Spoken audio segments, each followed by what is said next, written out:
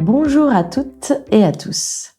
Aujourd'hui, j'aimerais vous parler d'un sujet fondamental lorsque l'on travaille dans la relation client, sujet qui est pourtant sous-estimé très fréquemment, à savoir le choix des mots.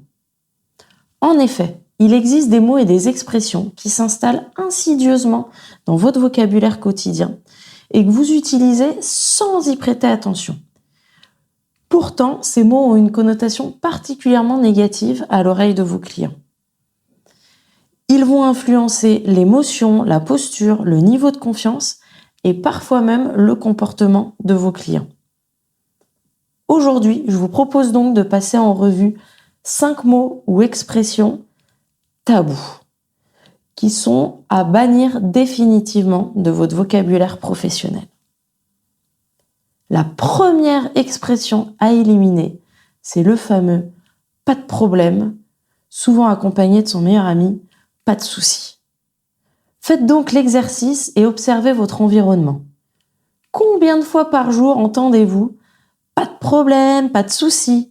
À force, c'en est presque déprimant de s'entendre parler de problèmes et de soucis à longueur de journée. Lorsqu'un client vous formule une demande, pourquoi venir lui parler de problèmes ou de soucis alors qu'il évolue dans un univers particulièrement agréable, plaisant, voire même qui symbolise le rêve? Prenons quelques exemples très simples. Imaginez votre client au milieu d'un palace qui vient vous demander un café. Oui, bien sûr, pas de problème. Ou bien dans une charmante boutique de luxe. Bonjour, auriez-vous cette robe en taille 40? Pas de souci. Bonjour, serait-il possible d'essayer ce véhicule? Bien sûr, pas de problème. Stop! Au secours! Pourquoi ramener systématiquement le client à une notion négative alors qu'il n'a fait qu'exprimer un besoin légitime? Fort heureusement, la langue française est riche et les alternatives sont nombreuses. Vous pouvez donc remplacer l'horrible « pas de problème, pas de souci » par de jolies expressions telles que « avec plaisir »,« bien sûr »,« volontiers »,« j'en serais ravi »,« absolument » ou tout simplement par « oui ». Parlons donc de plaisir plutôt que de problème. La deuxième expression taboue, c'est « ne vous inquiétez pas » ou sa variante « ne vous en faites pas ». Il est important de comprendre une chose essentielle. Le cerveau humain ne comprend pas la négation. Petit test très simple. Si je vous dis « ne pensez pas à un éléphant », à quoi êtes-vous donc en train de penser? À un éléphant, bien sûr. Donc lorsque vous dites à un client « ne vous inquiétez pas », son cerveau entend avant tout le message « inquiétez-vous ». Son corps se tend, ses épaules se crispent et l'inquiétude commence à s'installer. Prenons un exemple typique en hôtellerie. Un client arrive à la réception, demande sa chambre. Ne vous inquiétez pas, votre chambre n'est pas encore prête, mais on s'en occupe. Que se passe-t-il dans le cerveau du client? Il s'imagine tout de suite, je vais attendre longtemps, il y a un problème, je vais pas avoir ma chambre avant 20h, je suis fatigué, j'avais juste envie de me reposer. Autre exemple, dans le monde du retail. Un client ramène en boutique un bijou cassé ou endommagé. Et on lui répond gentiment « Ne vous en faites pas, je vais voir ce que je peux faire ». Instantanément, le doute s'installe.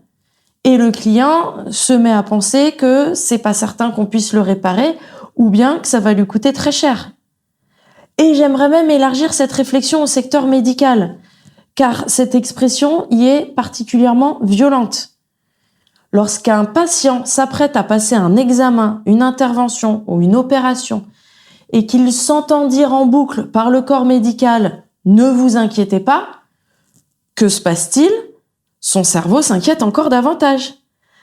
Alors que, à l'inverse, une main posée sur son épaule, un regard serein et une phrase telle que « soyez rassurés, tout va bien se passer » vont créer immédiatement un effet apaisant.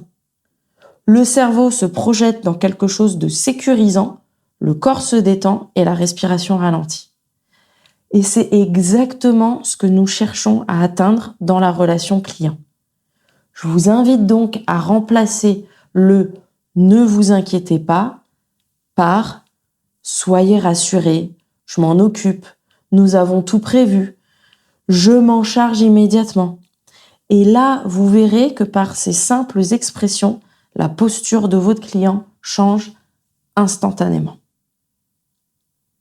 Troisième mot tabou, le fameux « malheureusement ». Ce mot annonce presque systématiquement une mauvaise nouvelle. Il renvoie à l'idée de malheur, de déception, de frustration. Exemple classique. « Bonjour, pourrais-je réserver une table s'il vous plaît ? Malheureusement, nous n'avons plus de place. » Résultat, le client se ferme immédiatement. Or, dans la relation client, il est tout à fait possible de refuser sans créer de frustration. Donc, plutôt que « malheureusement, nous n'avons plus de place », préférez « cela aurait été avec grand plaisir. En revanche, nous sommes complets ce soir. Puis-je vous proposer une autre date ou vous orienter vers l'un de nos autres établissements ?» Autre exemple adapté au monde du retail. Un client demande un sac et le vendeur lui répond « Malheureusement, ce sac n'est plus disponible à la vente. » La cliente, de la même façon, va se frustrer, voire se fâcher et exiger de pouvoir obtenir ce sac, quel qu'en soit le moyen. Alors que si vous remplacez cette phrase par « Si cela ne tenait qu'à moi, je serais ravie de vous le proposer. Néanmoins, il a été victime de son succès et il n'est plus disponible à la vente. En revanche, je serais heureuse de vous faire découvrir notre nouvelle collection qui a été élaborée par tel ou tel créateur. » Donc, l'idée est simple. Supprimer le mot « malheureusement » annonce une réalité de façon neutre et ensuite permet de proposer une alternative qui souvent peut être même plus alléchante que la demande initiale du client. Et c'est là que repose le fondement de la relation client. Toujours proposer une deuxième option plus intéressante que la première initialement voulue par celle du client. Quatrième expression à bannir de votre vocabulaire. Le fameux « oui, mais ». Le « mais » est toujours annonciateur d'une mauvaise nouvelle. Prenons un exemple très parlant. « Chérie, je t'aime, mais… » Nous savons toutes et tous ce qui arrive ensuite. Et en relation client, c'est exactement la même chose. « Oui, mais la livraison va coûter cher. Oui, mais ça va être compliqué. Oui, mais la chambre n'est plus disponible. » Dès que le client entend le mot « mais », il se met en posture défensive. Supprimez-le, bannissez-le de votre vocabulaire et reformulez de manière fluide et positive. Exemple dans le retail, il est tout à fait possible d'organiser une livraison sous 2 jours, le tarif sera de. Pas besoin de mais. Exemple appliqué dans l'hôtellerie, oui, nous avons de la disponibilité. Je préfère toutefois vous informer que la climatisation est en maintenance. En contrepartie, nous serions ravis de vous offrir des rafraîchissements. Pas de mais, juste de l'information, annoncée calmement, et cela est amplement suffisant. 5e et dernier mot tabou, le mot impossible, souvent accompagné de compliqué ou difficile. Dans la relation client, rien n'est impossible, rien n'est compliqué, rien n'est difficile. Même lorsque la réponse est négative. Pourquoi ? Parce que ces mots créent immédiatement frustration, tension et confrontation. Prenons un exemple concret. Un client demande une bouteille de Dom Pérignon millésime 1996.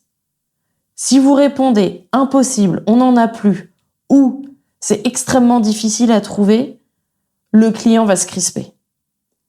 À l'inverse, si vous lui répondez « Oh, monsieur a excellent goût. En effet, ce millésime est exceptionnel.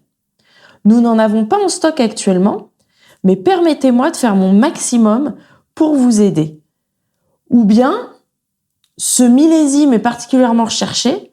En revanche, je serais ravi de vous proposer un millésime 2008, remarquable par sa finesse et son élégance. » L'objectif est de rediriger le désir du client vers ce que vous pouvez réellement lui proposer sans jamais mettre en avant la difficulté. Et c'est là toute la subtilité de l'art de la vente. Le vocabulaire. Pour conclure, je vous invite à prendre conscience des mots que vous utilisez au quotidien.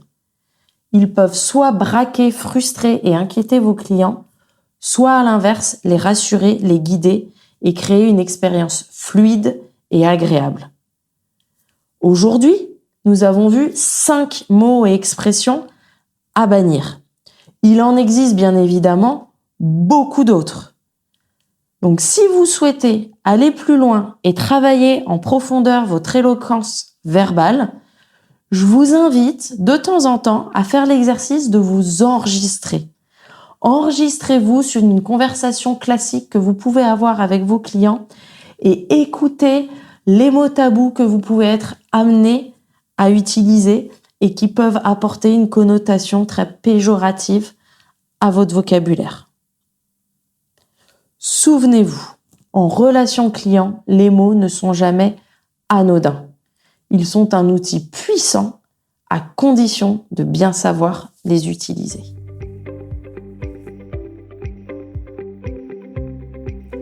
Un immense merci pour votre écoute lors de cet épisode. À présent, une réflexion s'offre à vous. Qu'allez-vous mettre en place dès aujourd'hui pour incarner l'excellence dans votre quotidien ?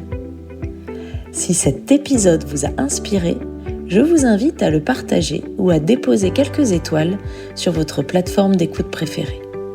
Au plaisir de vous retrouver prochainement sur le chemin de l'excellence, je vous souhaite une merveilleuse journée ou soirée.